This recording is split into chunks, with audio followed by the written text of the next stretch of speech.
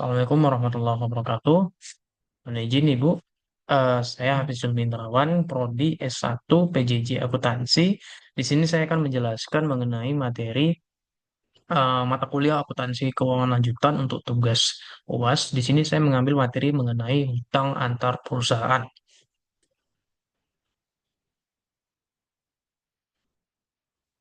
Adapun pengertian hutang antar perusahaan adalah kewajiban yang timbul antara perusahaan induk dan anak perusahaan atau antar anak perusahaan dalam satu grup konsolidasi.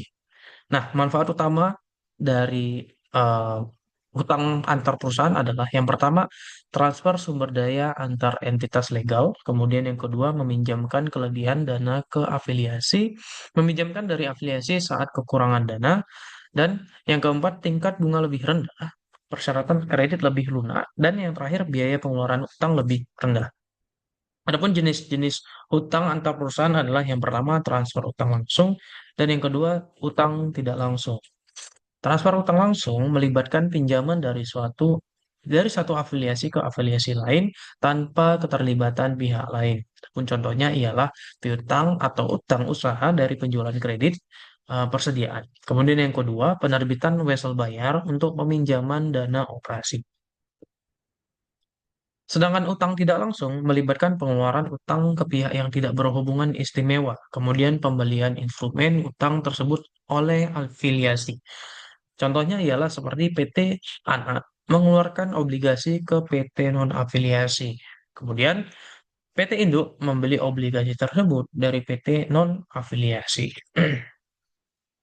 Prinsip konsolidasi hutang antar perusahaan adalah di mana semua saldo akun yang timbul dari pinjaman antar perusahaan harus dieliminasi dalam penyusunan laporan keuangan konsolidasi. Alasan-alasan dari eliminasi tersebut ialah laporan keuangan konsolidasi menggambarkan entitas sebagai perusahaan tunggal. Kemudian perusahaan tidak dapat melaporkan investasi pada obligasi milik sendiri, dan perusahaan tidak dapat melaporkan utang obligasi ke diri sendiri. Adapun yang harus dieliminasi ialah yang pertama, investasi pada obligasi, utang obligasi, premi atau diskonto, belum diamortisasi, pendapatan atau beban bunga, serta piutang dan utang bunga. Penjualan obligasi pada nilai pari. Adapun karakteristiknya, yang pertama, obligasi dijual pada nilai nominal. Tidak ada premi atau diskonto, pendapatan bunga sama dengan beban bunga. Eliminasi tidak mempengaruhi laba bersih konsolidasi. Transfer dengan diskonto.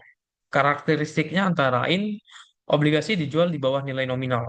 Terjadi saat tingkat bunga pasar lebih besar daripada tingkat bunga nominal. Dan diskonto diamortisasi selama umur obligasi. Kemudian transfer dengan premi. Yang pertama, karakteristiknya ialah obligasi dijual di atas nilai nominal. Kemudian terjadi saat tingkat bunga pasar lebih kecil daripada tingkat bunga nominal. Dan premi diamortisasi selama umur obligasi. Nah, di sini saya mengambil contoh terkait dengan transfer pada nilai pari. Yang pertama, soal pertama, PT Indo memiliki 80% saham PT Anak. Pada 1 Januari 2024, PT Anak mengeluarkan obligasi senilai 1 miliar rupiah dengan tingkat bunga 10% per tahun kepada PT Indo pada nilai pari. Bunga dibayar setiap 31 Desember. Untuk jurnal dari soal ini ialah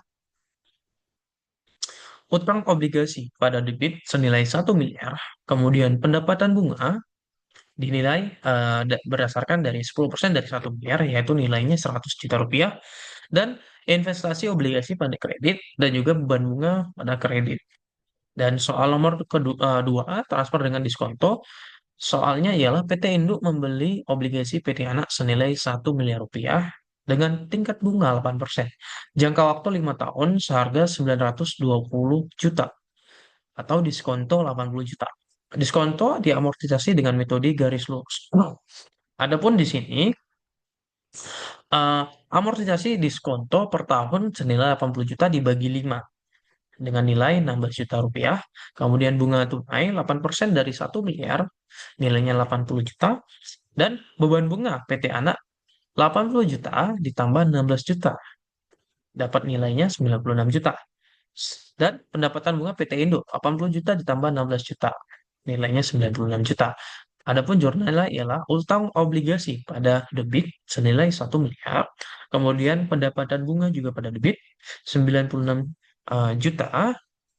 Investasi obligasi 936 juta pada kredit. Diskonto utang obligasi 64 juta. Beban bunga 96 juta.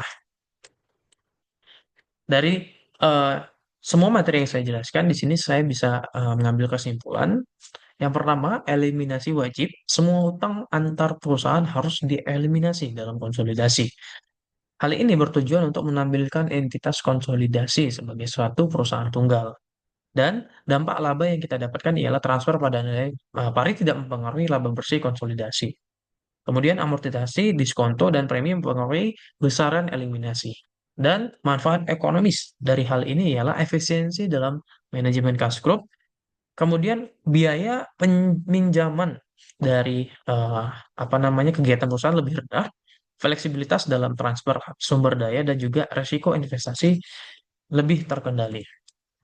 Mungkin sekian materi yang bisa saya paparkan. Kurang lebih ya mohon maaf. Assalamualaikum warahmatullahi wabarakatuh.